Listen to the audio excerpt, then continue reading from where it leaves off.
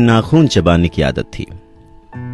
नाखून हम सभी काटते हैं जब हम कुछ सोच रहे होते हैं, हम कुछ टेंशन में होते हैं, या कोई ऐसी खास सिचुएशन जिसमें हम नाखून काटना शुरू कर देते हैं बिना जाने। पर मैंडी की ये जो नाखून काटने की आदत थी, ये चरम पर थी। मैंडी अपने नाखून इस हद तक काट चुकी थी कि उसकी उंगलियों से खून निकलने लगा था।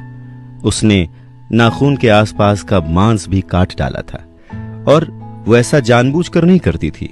जब उससे पूछा गया कि वो ऐसा क्यों करती है, तो उसने बताया, शुरुआत में जैसे दूसरे लोग नाखून काटते हैं, उसने भी वैसे ही नाखून काटा था, पर पता नहीं कब ये प्रॉब्लम इतनी ज्यादा हो गई कि वो नाखून काटने लगी, और इस हद तक काटने लगी।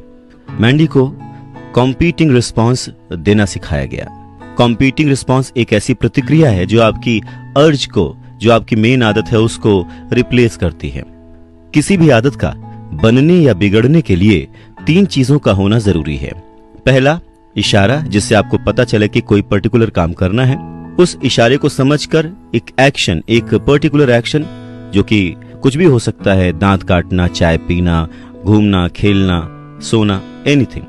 और तीसरा, ये एक्शन करने के बाद आपको क्या इनाम मिलता है, आपको क्या सुख मिलता है, आपका दिमाग किस चीज को एज अ रिवॉर्ड एक्सेप्ट करता है। ये 3 फैक्टर जब इकट्ठा होते हैं तो किसी आदत का निर्माण होता है या उसमें बदलाव होता है। मैंडी के केस में उसे तरह तरह की सिचुएशंस में रखा गया, तरह तरह की परेशानियां दी गईं, तरह तरह की सिचुएशंस दिखाई गईं, हर तरह के इमोशंस से गुजारा गया, और तब यह पाया गया कि किसी बहुत बड़ी परेशानी या डर की वजह से मैंडी ऐसा नहीं करती। मैंडी जब खाली बैठी होती है, बोर होती है, तो वो अपने नाखून काटना शुरू कर देती है, और जाने अनजाने ही वो इस कदर तक अपने नाखून काटती है कि वो खुद को नुकसान पहुंचा बैठती है। तो कॉम्पीटिंग रिस्पॉन्स के थ्रू मैंडी का ट्रीटमेंट करने की शुरुआत की गई। मैंडी को कहा गया कि जब भी उसे ऐसी अर्ज महसूस हो कि उसे नाखून काटना है, उसे सिर्फ एक कार्ड पर टिक लगाते जाना है कि उसे कब कब ऐसी अर्ज महसूस हुई। महीने भर बाद पहले महीने ये देखा गया कि बहुत सारी बार मैंडी ने टिक किया था, नंबर बहुत ज्यादा थे, और उसके अलावा मैंडी ने कहा कि कुछ एक बार तो वो टिक नहीं कर पाई, उसे पता ही नहीं चला। पर ये प्रैक्टिस जारी रखी गई।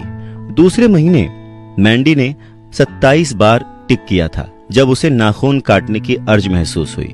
मैंडी को कहा गया कि तुम अपने इस आदत पर नजर रखो, और जब भी तुम्हें ऐसी अर्ज महसूस हो, कॉम्पीटिंग रिस्पॉन्स देना शुरू करो। वो कुछ भी हो सकता है, टेबल थपथपाना शुरू कर दो, गुनगुनाना शुरू कर दो, टहलना शुरू कर दो, कुछ खाना शुरू कर दो।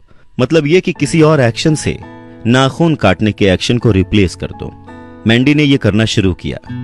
शुरू में कई बार वो भूल गई कि उसे क्या करना है, पर लगातार चलती ट्रीटमेंट और हर महीने के हिसाब से मैंडी की आदत सुधरती गई, और एक वक्त आया कि उसने नाखून काटना छोड़ दिया। ये कुछ वैसा ही था जैसे कि कंप्यूटर के एक प्रोग्राम को इरेज करने के बजाय उसके ऊपर एक नया प्रोग्राम रीराइट कर दिया जाए।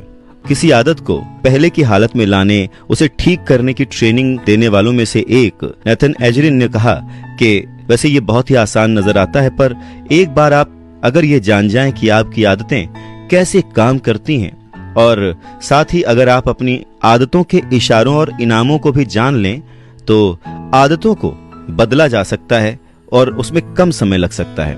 यह भी हो सकता है कि आपको लगे कि ये इतना आसान कैसे हो सकता है, पर सच्चाई यही है कि अगर आप अपने दिमाग को रीप्रोग्राम करना चाहते हैं तो ये पॉसिबल है। बस आपको अपने आदतों की बिगिनिंग, मिडिल पार्ट और एंड, यानी कि शुरुआती इशारा, बीच का एक्शन, और तीसरा वो एक्शन करने के बाद आपका दिमाग किस चीज को एज ए रिवॉर्ड एक्सेप्ट करता है, आपको वो एक्शन करके क्या मजा आता है।